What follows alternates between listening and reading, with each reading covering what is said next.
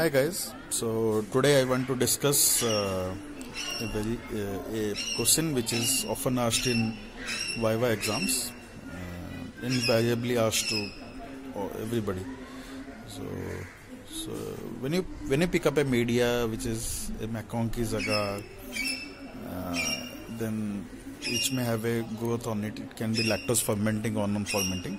So one of the side questions can be, so what do you mean by an Enterobacteriaceae? Okay, Enterobacteriaceae. So many people they fumble here, even if they know they can't answer it properly, the definition of Enterobacteriaceae. So I want to clarify on that question today. So Enterobacteriaceae, as the name suggests, entero means intestine, bacteriaceae means bacteria. So most of the organisms which live in the intestine as commensals, or they can be pathogens also, but mostly they live in commensals, are called as Enterobacteriaceae. So this is a group of organisms which have similar characters biochemically. They have been grouped under Enterobacteriaceae, and also they are a very major chunk of organisms which causes infections in the human body. So it is very important to know what all bacteria comes under Enterobacteriaceae and what is the definition of it. So today I will be discussing the definition of Enterobacteriaceae. So Enterobacteriaceae is a group of bacteria which resides in the intestine, which are gram negative. Okay, so it lives in the intestine, a gram negative bacilli. They ferment glucose. Okay, so it is very important that they can ferment glucose, but they may or may not produce gas. Okay, so they ferment glucose, may or may not produce gas.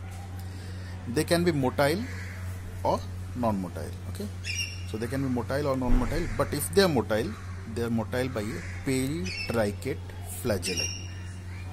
Okay, so this is important. If they are motile by a peritricate flagellum. They are catalase positive, they are oxidase negative. Okay, they can reduce nitrates to nitrites. They are either oxidase, they are either MR positive, or if they are MR positive, they are VP negative. If they are VP positive, they are MR negative. So these are basically the important criteria which makes an organism into Enterobacteriaceae. So if they ask you examples, so examples can be many.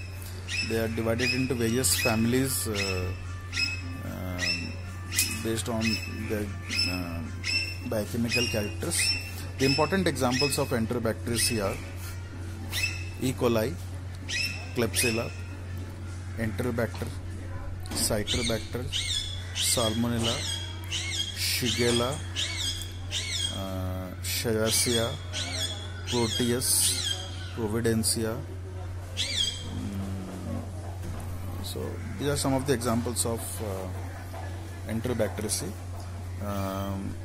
So let us discuss the exceptions of the properties that we have just discussed. So as I told you, all the Enterobacteriaceae are catalase positive, but there is one exception, that is Shigella dysentery type 1, which is a non-catalase producing Enterobacteriaceae.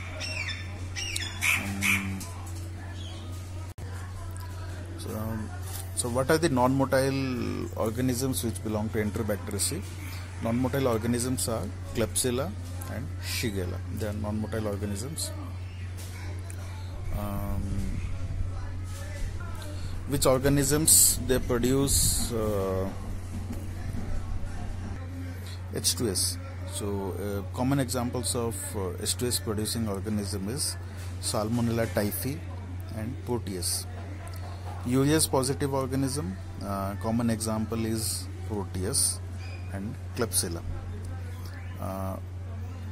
It is a very difficult thing, or the students find it very difficult to remember which organisms are MR positive and which are VP positive. The very simple trick is consider all Enterobacteriaceae as MR positive except, so if you remember the except ones, they are the VP positive. So The organisms which are VP positive are Klebsiella, Enterobacter, Serratia, and Hafnia. The mnemonic is KESH. Okay, so these are VP positive. Rest all Enterobacteriaceae are actually MR positive. So you can remember it like this. Organisms which are citrate positive, you can give example as Klebsiella is citrate positive.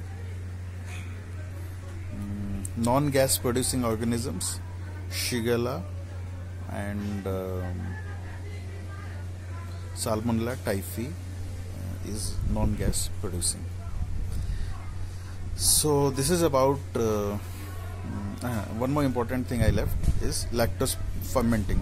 So and from ancient times it has been it was thought that the lactose fermenting organisms are actually more pathogenic than the non-lactose fermenting organisms. Okay, so lactose fermenting Enterobacteriaceae examples are E. coli, Klebsiella, some strains of Enterobacter and some strains of Citrobacter. They can be lactose fermenting. Rest all are non-lactose fermenting organisms. So how to identify whether the organism is lactose fermenting or not? So when you inoculate a Enterobacteriaceae on a McConkey's media and you incubate it, next the colonies come. So if they produce pink color colonies on a McConkey's media, they are lactose fermenting. If they are non-pink or pale color, they are non-lactose fermenting organisms.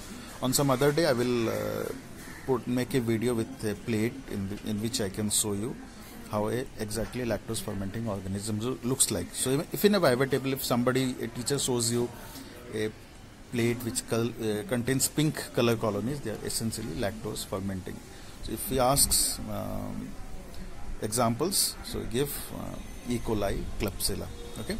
Now how to differentiate between E. coli and Klebsiella? The E. coli will be lactose fermenting, but they will be flat.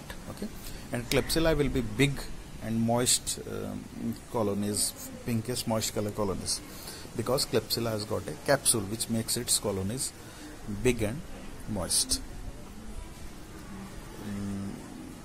So one more question, if you answer well, the examiner may ask you one more question. Why does a lactose fermenting colony looks pink? Okay, it is because the McConkey's media, it contains one of the essential element is lactose. So if an organism ferments lactose, one of the end product is the acids, fatty acids. Okay, so all these acids which are produced at the end of fermentation, they actually turn the media acidic. Okay, and McConkey also contains a indicator which is called as neutral lead. Okay, and neutral lead at a lower pH turns pink in color. So if an organism ferments lactose, it will turn the media acidic. So this acidic media then will turn the neutral lead as pink. That's why lactose fermenting organisms look pink in a McConkey's media. Okay. So this is all about the biochemical features of Enterobacteriaceae and the definition of Enterobacteriaceae. Some other day I will discuss the pathogenicity and the diseases which are caused by the Enterobacteriaceae group of organisms. So friends, if you like this video, kindly share it and subscribe to my YouTube channel, and please press the bell icon and like the video. Thank you so much.